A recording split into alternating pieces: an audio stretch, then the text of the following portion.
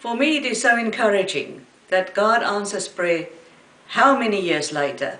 We worked in Mozambique from 74 to 75, and we really at the time felt that the Lord was telling us to start different bases in different towns.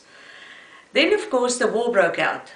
Frelimo took over the country, it became communist, and that morning the women and children left. That afternoon the men were captured and put in jail for close to 2.5 years. Many of us had so many questions about the unanswered prayers of such specifics that God had told us to do. And yet, God still answered prayer. Now, close to 35 to 38 years later, in most of those places, bases have been started. What an encouragement to me personally.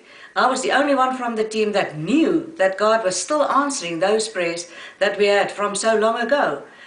I had the privilege of meeting up with one of the team members that was at the time there, and I could tell him that God had answered prayer. And what an encouragement to both of us.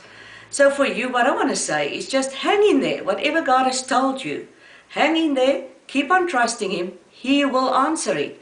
It doesn't matter whether it takes 2 years, 10 years, or 35 years, or close to 40 years.